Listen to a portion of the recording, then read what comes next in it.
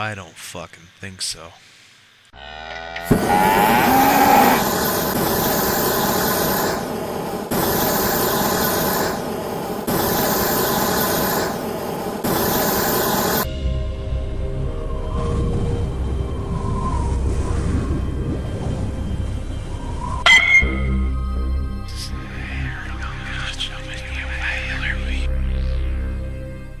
Welcome to Straight Reviews.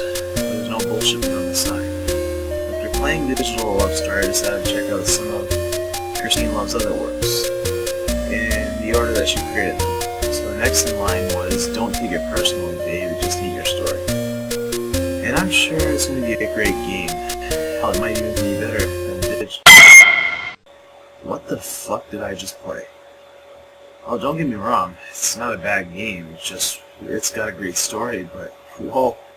Okay, for starters, let me go on record and say I only got one ending, as I know this game is a 3-ending non-linear story. I won't get into all 3 endings in this review, but I'll let you know how the outcome turns out in the end. There will be spoilers. The story goes like so.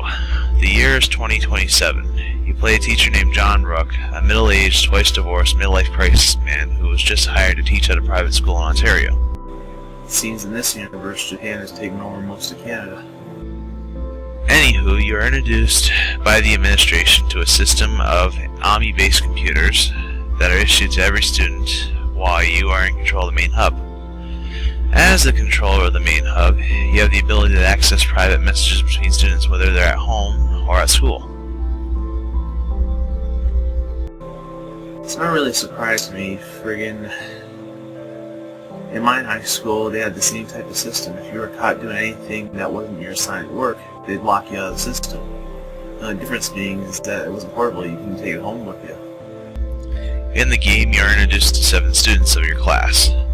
Ariana Bella Asai, Charlotte Graywall, Kendall Flowers, Taylor Gibson, Isabella Hart, Nolan Striukas, Akira Yamasaki.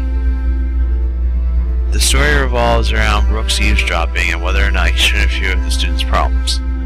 So far, he has 4 problems to deal with. The first is Ariana's crush on him and whether or not he should pursue. Now, before I played this, I've been through many walkthroughs and reviews of the game, and almost each one, due to their moral standards, has refused to pursue the relationship.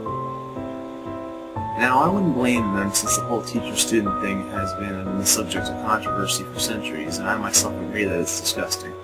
So, naturally, in a bit of curiosity, I decided to see how bad this particular one was. Aside from 2 disgusting makeout sessions, nothing remotely nasty ever happens between the 2.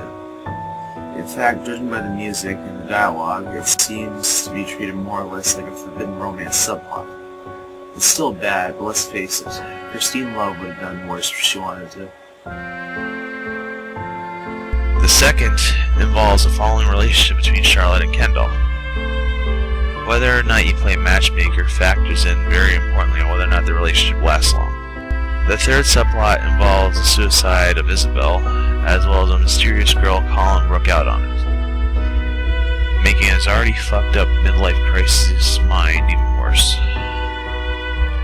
The fourth and final subplot involves the love triangle between Nolan, Akira, and Taylor.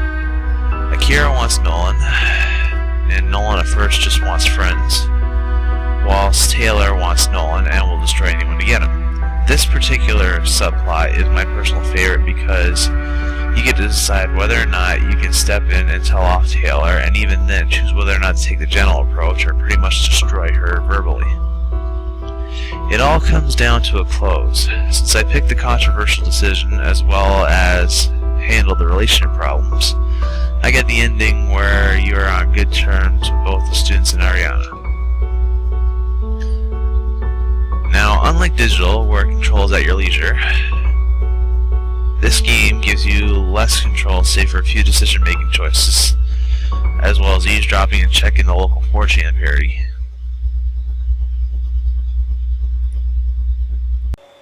The story itself was not really as moving to me as Digital was, and some elements such as the teacher-student thing and the suicide angle made me sick to my stomach.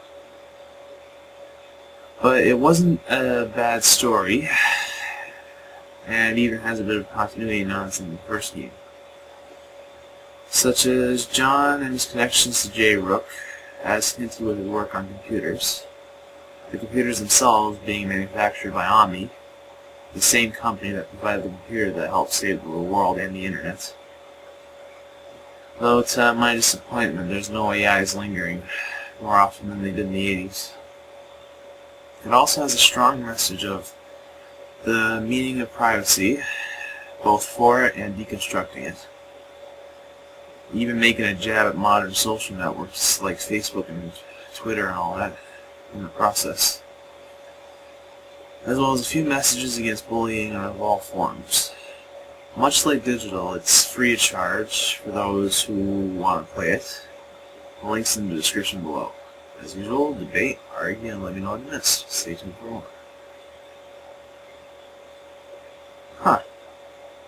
For a game all about teacher-student, you'd think there'd be a Sting song.